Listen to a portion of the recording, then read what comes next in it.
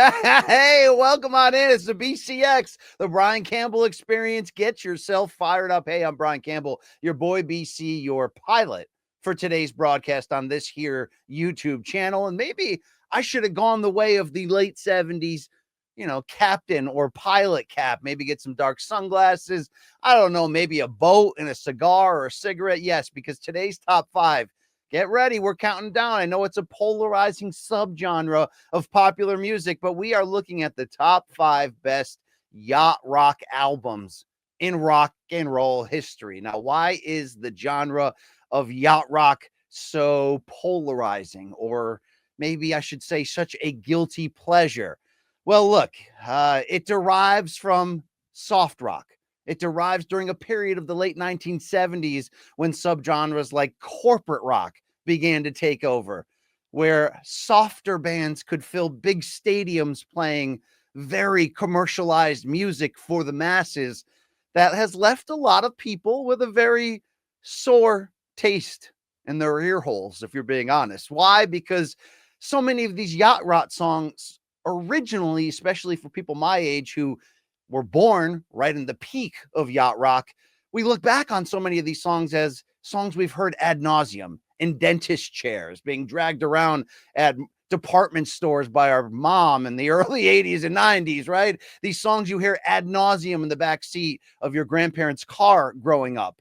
But those that know, those that understand not just the revival in recent years for this type of music, not just the absolutely fantastic Yacht Rock documentary, which just launched on the Max app with very key, important interviews with such key players from that genre, like Michael McDonald, right? Like Kenny Loggins, like so many, Christopher Cross. But if you dig deep enough into this genre and you really focus on the quality and the positives, look, you don't have to be a 46-year-old washed dad to really appreciate it. So first and foremost, let's get into it. What really is yacht rock? It's a sound that dates back to a specific period, 1975 to 1984. Only yacht rock was never, ever a term used to describe it. In fact, yacht rock really didn't hit the lexicon until a pre-YouTube digital series on the internet called Yacht Rock came out in 2005. J.D. Reznar, Hunter Stair, David B. Lyons starred in it. Lance Farnham was also one of the creators of it. They dressed up as popular yacht rockers doing hilarious things. And it was such a hit. It presented such a image of how over the top at times this genre and its players have been presented that it led to Sirius XM creating their own yacht rock channel, to which I subscribe and tune in today. But I even have to be honest, even as such an appreciator of late 1970s vinyl records as I am today, there's times where even yacht rock is too yachty for me, too soft, too overblown, too commercial, too a lot of things. But like I mentioned, the more you dig in, the more you begin to understand it. At best, I think what you can say about yacht rock is yes, it's pop music, but it's elevated pop music, infused, depending on the artist, with various forms of R&B, soul, smooth jazz, and at times, for better or for worse, because it was contemporary in that era, disco. You're also seeing, when it comes to yacht rock, typically very high production values, very clean sounding voices, and of course, a focus on light and very catchy melodies. Words like smooth, high class come to mind when you think of yacht rock, which is why the term does make such perfect sense. Imagining sitting back in Southern California on a boat with a big bank account and no worries. What do you get? You get yacht rock. You get yacht rock's MVP, Michael McDonald, who we'll talk about moving forward. That Max doc was fantastic for a few things. First of all, reminding you how cool and brilliant some of this music actually is. And maybe even more, even deeper than that, looking back at how centralized the yacht rock sound actually was, even though it became a subgenre, not called yacht rock back then, really just lumped into soft rock, which is such a unfair and really demeaning category that represents so much AM sort of bubblegum sound. And some yacht rock certainly feels like it lives in that. But the closer, the more you dig in, you find out that This yacht rock term came from essentially the same group of Southern California studio musicians, Michael McDonald being one of them before his breakout success with the Doobie Brothers. And it's a lot of the band members who would go on to become the band Toto. It's a lot of the session players, the very famous ones, who played on so many different records, taking place and recording in so many different studios across Southern California, that once you watch the documentary, once you put it all together, you begin to realize it wasn't just a coincidence that this genre came to the forefront, but really a collective movement between some very talented and very well-trained jazz musicians who came together to make such a, like I said, elevated pop sound. Now, again, on its surface, I had years where the sound of these yacht rock songs would make me turn off my radio as fast as I possibly could. You would never be caught dead telling people you listen to Michael McDonald, you listen to, insert artist. But again, the more we go back, the more we begin to define what actually is yacht rock and what isn't yacht rock. You begin to really understand that there's another gear, another level to some of this great music. There was a quote from the Max documentary Yacht Rock that I think really nailed it. It said, almost all yacht rock is soft rock. And that's true, but not all soft rock is yacht rock. I think if we're really going to frame this genre, we have to think of that as elevated, as effort being put in, as world-class musicians coming together to really trying to create that most perfect sound. So what are the rules and the criteria for my top 5 countdown of the best yacht rock albums in history from this era, 1975 to 1984? I'm going to present to you my 5 favorite records in order. No duplicates, though, in terms of the artist, although you can see and you'll end up finding out that some people, including yacht rock all-star Michael McDonald, somehow ends up in 4 of the 5 records I'm about to present to you, just because, again, how tight-knit and close that recording community was with those session studio experts. But we're not repeating bands here because it would be very easy to go to the highest of levels in the yacht rock genre and just pick out 5 Steely Dan albums or your favorite 2 or 3 Doobie Brothers classics, right? We're going to go across the board here. One record per artist. And here we go. Here's BC's top 5 yacht rock albums. Before we start, though, a quick honorable mention. He didn't make my top 5 list. The album didn't make it there. But I'd be remiss to mention any yacht rock countdown without maybe presenting the one record which feels the most yacht rockish of any other. And really, if we're counting them down, I'd probably put it at number 6 overall. It's the honorable mention, of course, of 1979's solo eponymous debut from Christopher Cross, of course, titled his exact name.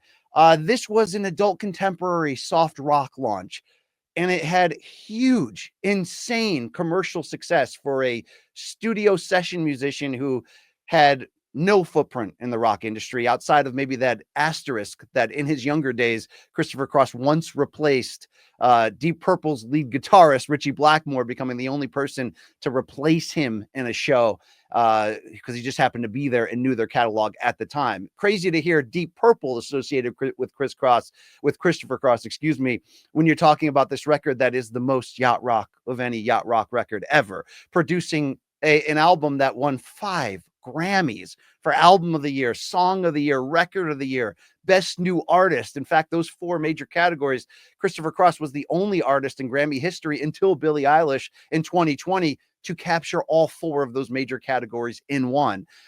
We talk about Michael McDonald's, cross through. He did background vocals on 2 major tracks, including Ride Like the Wind, which went to the top. You had such known session musicians backing up that album, like Larry Carlton, Don Henley on backing vocals, J.D. Souther, Eric Johnson playing guitar on there. So 5 of the 10 songs on this album are classics in the soft rock genre. Do we love them all? Do they wear us out? Maybe. But when you've got songs like Ride Like the Wind, Sailing, or maybe the best one on the record, the most underrated, Never Be the Same, you do have to shout out Christopher Cross for what he brought in that record and was, unfortunately for him, never able to reproduce. And that's that tight construction of perfect hooks. It's overly sentimental, of course. It could lower your T count, which is the real issue in listening to any soft rock too much, or maybe letting people know you listen to it. But I have to say, when I was in my late teens, when I was in my 20s, would I be caught dead owning or listening to a Christopher Cross album? No. Or any in this countdown? No. I wanted Zeppelin. I wanted the Stones. I wanted the Beatles, Black Sabbath, Metallica, insert the band, right? 311. How about that? Uh, but, you get old enough, you get calm and chill enough, and you get a big enough vinyl collection and sit in the eighth row long enough, and you too can realize how much of a classic some of these are. So shout out to Christopher Cross's solo debut. He never could equal that success. He never really needed to because it's almost a greatest hits album in one. It didn't make my top 5. Had to shout it out. Let's go to number 5. This is a surprise in terms of the artist, all right? 1977, right in the midst of the yacht rock takeover, and it's Let It Flow by Dave Mason. So you might be saying, Dave Mason, who the heck's that? Of course, we originally knew him as the lead guitarist of Traffic, appearing on their first 2 albums and then sort of bouncing around and getting kicked in and out of the band a few times. Never really able to gel with Steve Winwood and the rest of them in terms of songwriting, stayed to himself, but charted a very good solo career. In fact, I own all of his major 70s releases. There are albums that are good to very good, never great. But certainly 1977's Let It Flow is the best of Dave Mason. And in a sense, it's really one of his only true yacht rock works. It brought the fantastic single that's still played on radio today, We Just Disagree, which reached number 12 on the Billboard US charts. The genres here, they're yachty, but it's pop rock mixed with soft rock and really just a tease of prog rock, right? Going back to the days of the multi-genre sound that Traffic was able to do. But I think this was Dave Mason's best work in a lot of ways. The maturity of the songwriting, the upbeat nature of so many of the songs, and really some key contributions from session players, which can't be overlooked. One, the great Stephen Stills on background vocals, which is really apropos in this case because Dave Mason, outside of a pretty damn good solo career post-Traffic, really made his bones on being one of those guys like Al Cooper who was at the right place at the right time in rock history, always able in the sessions to add something great to some of the greatest songs we've ever heard, whether it be the opening 12-string acoustic guitar intro on All Along the Watchtower by Jimi Hendrix, or so much more. Well, Dave Mason got repaid on this album, not just by Stephen Stills' vocals, but how about by the keyboard and additional vocals of Mike Finnegan? You may not remember that name. He had a brief solo career in the 1970s, but this is one of the better session guys of that era. In fact, he played on Jimi Hendrix's Electric Ladyland very famously as a 19-year-old. What do we have here? We have a really 10-song album that there's no low points. It just flows. It really provides that 1970s yacht feel. The best song on the album might be What Do We Got Here, the final track, which gets a little jam heavy. But if you're looking for something with the yacht sound, but maybe a little bit of a cooler edge, Dave Mason's Let It Flow does exactly that. It just flows the whole time. You're like, it's the contending theme throughout Mason's entire solo career. It's what I said at the top. You go, okay, this isn't overly impressive, but yet I can't stop listening to it. It's really one of the charms of Dave Mason's songwriting. And again, I think this was the album Let It Flow where he really put it all together best. So that's number 5.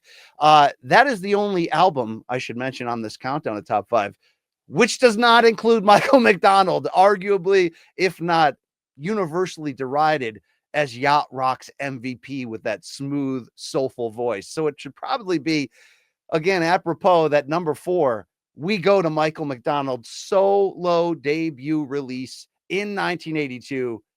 It's that, If That's What It Takes. So if you liked Michael McDonald's contributions to the Doobie Brothers, particularly the first 3 records, what you get there is him mixing that incredible, soulful, Motown-inspired white sound, right? With sounding like a deeper soul in this white bearded guy with salt and pepper hair. But when he finally went solo in 1982, you got everything you liked about what he did with the Doobie Brothers, which was a balance of their original rock sound with Tom Johnston, with the direction that McDonald was bringing them and changing their music. But you pulled out all the other stuff, the rock stuff. This album was full on Michael McDonald's soul in your face. You want genres? It's really pop rock mixed with R&B is probably the best way to say it. It's got an adult contemporary brand, which can be a scarlet letter at times when we're talking about cool music.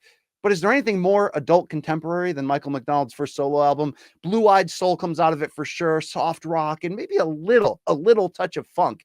The album reached number 6 on the Billboard 200, and it's got one of, if not, the song that's in contention for the best song in yacht rock history, and that's the single I Keep Forgetting. It reached number 4 on the charts.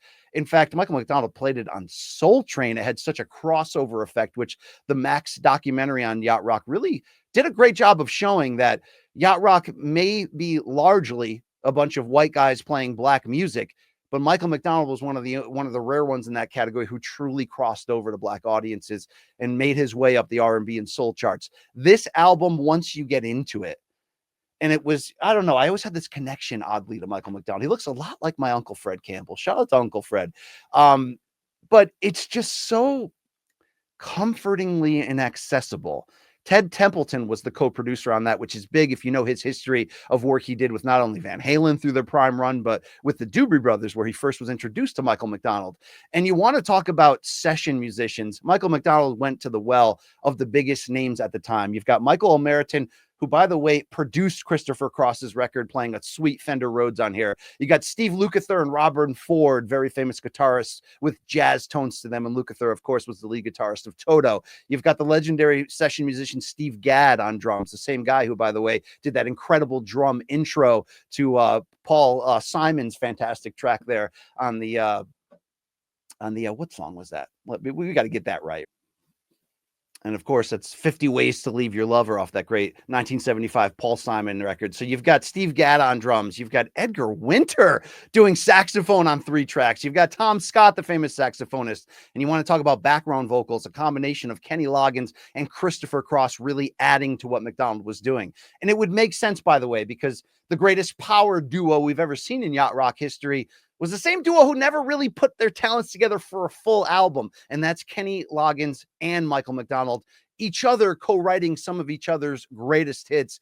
And of course, they came together on a lot of very popular movie soundtrack hits. In fact, Kenny Loggins made a lot of his 80s bones off of doing 3 of the biggest songs in movie history that we saw at the time.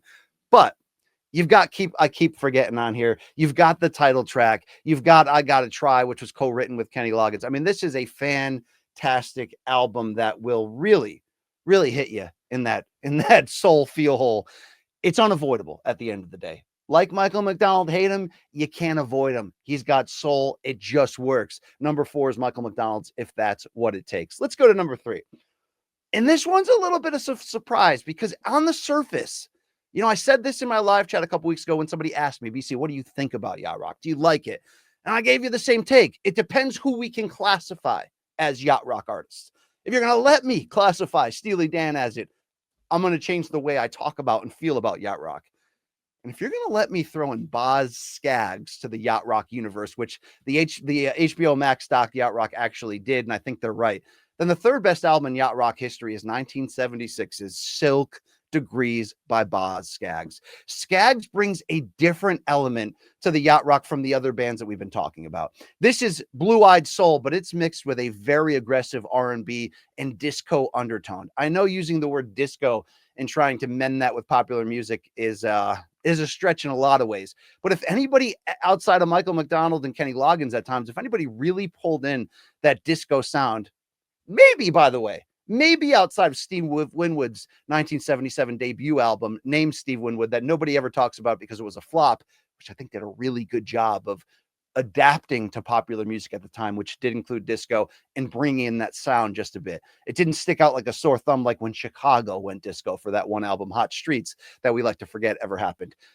Boz is this white dude who just gets it from a soul, R&B, and even disco standpoint. How good was this album? It reached number 2 on the Billboard Top 200. The pros, of course, is Boz just always overachieves. There's no reason his music should be this tight, this catchy, this colorful, this soulful, but it is. The cons, of course, is if all you can hear is that disco sound coming out of it, you may turn the other cheek or the other ear without giving it a real chance. But what you're going to miss out on was not only his best work in the midst of a very underrated 5-album stretch where I really don't think Boz Scaggs had a blunder in that from an album standpoint. But this album is above all of those. It's 10 songs. It's tight. There's no filler on here. It's all killer. And of course, you've got Low Down, which still gets played today with that incredible bass intro on all kinds of classic rock radio. That won the best Grammy that year, by the way, for best R&B song. The best songs on the album, of course, are Low Down, Lido Shuffle.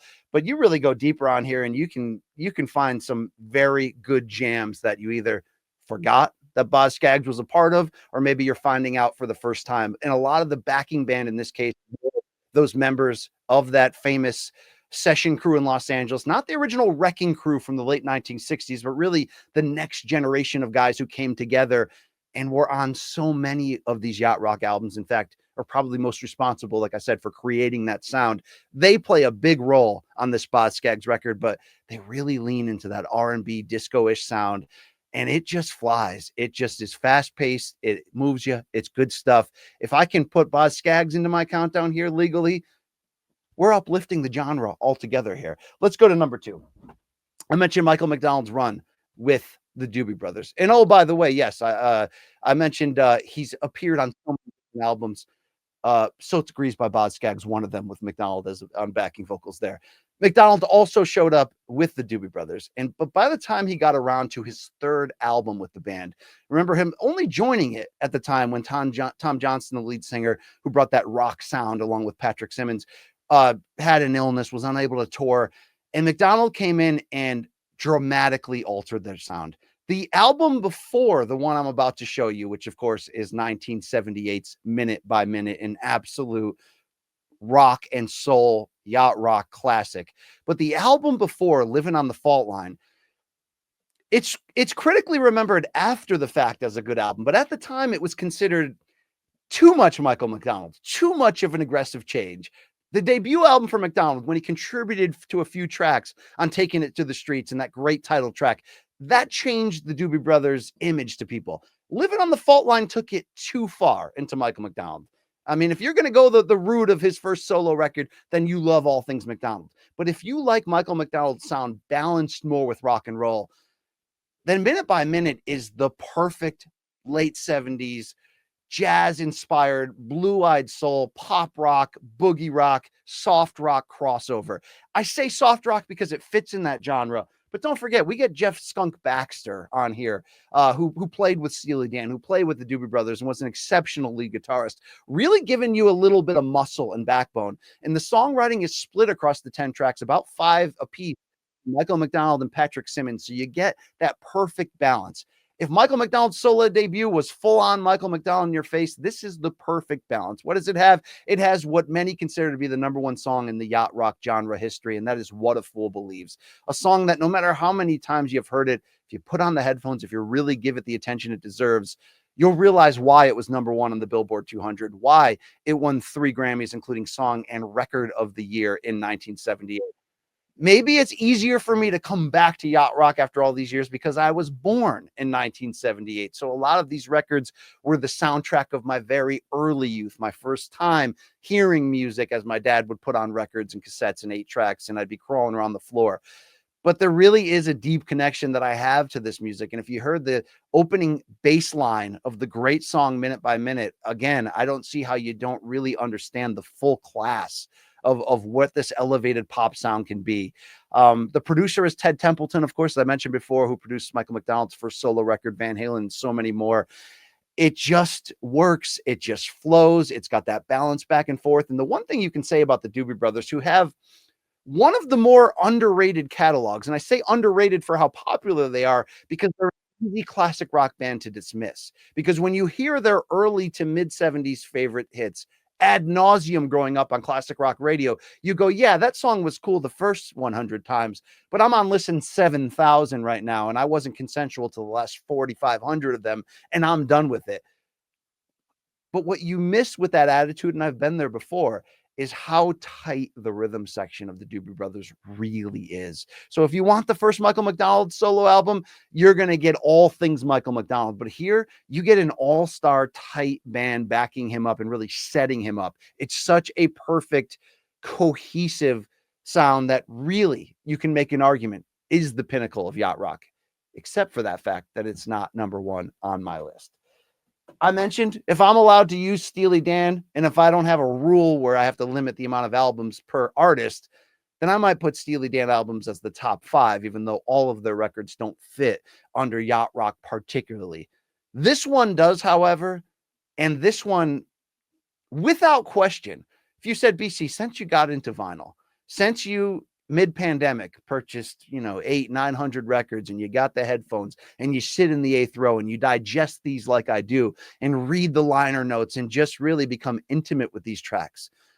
If you ask me, what is the one record from a production standpoint that almost needs the headphone treatment, that couldn't exist without it, because there's so much going on there, from production to the playing of the session members to just how incredibly smooth and ridiculous the record is. There's one record above all else, and it's in that conversation for the greatest produced records in rock and roll history. It's 1977's Asia by Steely Dan, their 6th record overall. And for my money, as much as I love Pretzel Logic, Katie Lied, and so many of their other classics, Gaucho, which is another good yacht rock album sound, Asia's just different. There's only 7 tracks on the album. It peaked at number 3 on the Billboard US charts, and the stuff was so good that it did have songs that are part of the rock lexicon today, right? From Peg, which is the best song on the record, and in my opinion, on the short list of best yacht rock songs, and maybe even on the short list of best songs from the 1970s. Again, take the Pepsi challenge, put on the headphones, sit in the 8th row, and get deep on Peg. But you've also got Deacon Blues. You've got a few others, that Josie, that have been known. And how about Black Cow to kick off the album, which has that incredible bass line and beat, which was eventually sampled by Lord Tariq and Peter Guns for Uptown Baby, if you can remember that great tribute to the Bronx that was shot at Shea Stadium in Queens. Anyway, let's get into this album. What are the genres? It's as jazz rockish as any yacht rock album in history, but it's got that mix of pop rock, of blue-eyed soul, of instrumental landscapes, of painstakingly crafted production. So when I come out here and tell you, like I'm about to, that I could argue this is the best produced album in rock history, I'm putting it up there with albums like Boston's solo debut named Boston, or, really insert OK Computer by Radiohead, which I think was just insanely produced with more of an abrasive sound. But, whether you're comparing that to, insert in rock history those albums that were just painstakingly crafted. The War on Drugs, Lost in a Dream would be a perfect comparison on there. What makes this one potentially the best ever is because we've never really seen an album put together under this style. When people say Steely Dan for you, you're talking about 2 guys, right? You're talking about Donald Fagen. You're talking about his great partner, Walter Becker.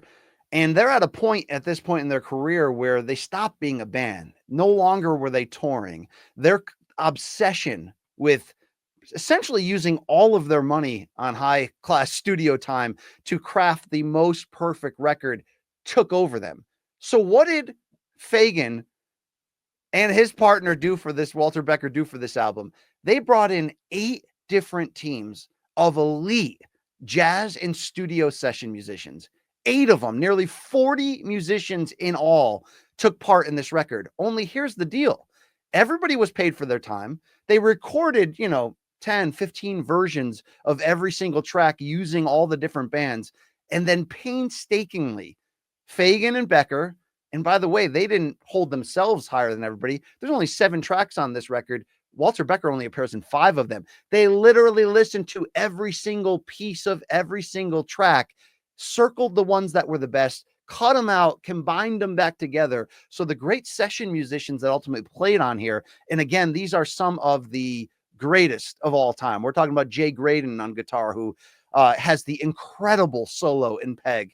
You're talking about Michael McDonald on backing vocals, Wayne Shorter, the great jazz saxophonist, Larry Carlton on guitar, Steve Gadd on drums, Timothy B. Schmidt of the Eagles and Poco on background vocals, and Tom Scott, the aforementioned, and the great producer Gary Katz. But the fact that all of these musicians didn't know if they were going to end up on the track is incredible. They literally picked just the ones that had the best and most efficient feel to them. When you listen back to it, there is not a missed note. There is not a sound that is unplanned, right? It's the exact opposite of what albums like Let It Be by the Beatles are, which is purposely presented as sort of raw as possible, where you can hear some of the, jokes or catchphrases that they're saying during the recording process that end up on the album. This is the exact opposite of that. This is an art project of sound, and it's absolutely incredible. You may have heard Peg countless times through your radio use, but put on the headphones and realize how insanely amazing the song Peg is. From Jay Graydon's solo to Michael McDonald's insane background vocals going to the highest pitch you have ever heard. Asia by Steely Dan takes the concept of yacht rock and takes it to another level, because it is such an amalgamation of jazz rock, of R&B and blue-eyed soul, of popular music at the time, and just forced together. Yacht rock gets a bad rep because it became such a popular sound that there became so many follow-up imitators, and many of them having such a weak-ass sound and presentation to them. I used to own a bunch of Dan Fogelberg records. Dan Fogelberg is not my cup of tea. You will lose testosterone listening to him. Asia by Steely Dan and the other albums on this list, not in that category. They show you what yacht rock can be. Do you have to be a 46-year-old wash dad to appreciate it? I'm telling you right here, no. But you do have to get past that smooth, over-the-top production and really just that sound of the times. Yes, yacht rock is a period piece style of subgenre. When you hear it, you know where you are. You're in the late 1970s and you are on a boat and life is a breeze and you're living a very upscale life, and somebody's probably got some coke in the corner over there. I mean, that's just the reality of where it's at. But it is a relaxing sound that reminds you that there's more to this life than going on this phone every 4 seconds, right? There's more to this life than stressing out about those bills that are due. Sometimes yacht rock is just the perfect antidote to those struggles that we all fight through.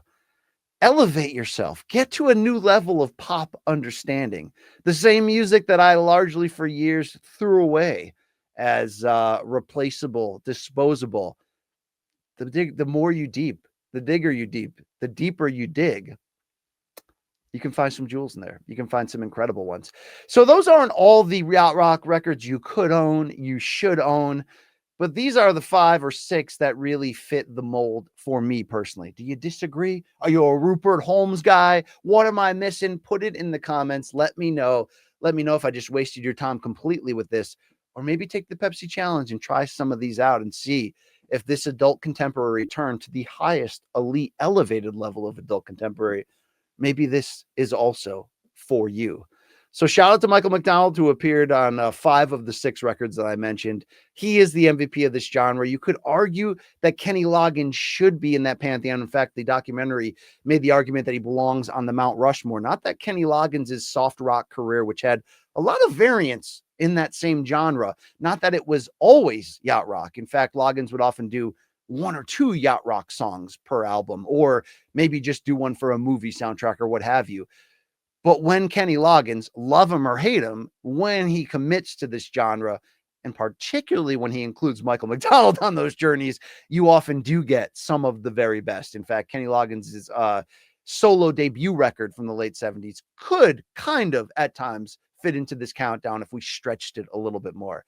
Kenny Loggins was a guy my dad always liked, that I always thought was, a low T artist. And I got to say, from his Loggins and Messina work to some of the highlights of his early solo career, I think this documentary did a nice reminder at how talented he actually is, if you can get past the beard, the skinny guy, and the early 80s feel of, man, we're making a lot of money here. Shout out to that documentary, which really captured, I think, perfectly how this genre came to be, why it was so elevated and sustained, largely due to the fact of that strong group of session musicians that it makes, it's not a shocker that they played on so many of these records, not only a few of them, sometimes all of them as the backing band, but also how MTV and the rise of music videos kind of killed this genre, because so many of these players in this genre were really not ready for prime time and not meant to be that kind of superstar. I mean, we could really argue that look, I don't love 80s music. I certainly can pick out the gold in it. I certainly have great nostalgic memories. I'll never forget May 1st, 1984, plugging in the cable box for the first time when we moved into a new house and turning on MTV. And like I say, not turning the channel for about 3 years. But it is interesting the effect that music videos had on album sales and how it shifted things in the pop realm almost into more of a visual concept, which, think Sledgehammer by, by Peter Gabriel. In fact, like where you're selling the image of your song even more than the song itself. It contributed to the death of this genre. And maybe this is a genre that was never meant to live on forever in some sense, even though some people today are really almost capturing, at times the war on drugs for as great of a jam band-ish sound that they have and the same maniacal studio production commitment of Steely Dan. Some of their most recent work has more of a airy contemporary yacht rock feel. But for the most part, it's a genre that's been contained to its time. But I think it's time we unwrap it more if we haven't already. So check out that channel, 311 on Sirius XM, if you want to hear more on yacht rock. And that's about all I got. Top 5 times, says Booker T. Hope you liked it. Like, subscribe, and check out what else we got going on this week on the Brian Campbell Experience. That's about all for now. But fired up as always. Enjoy. We're out of here.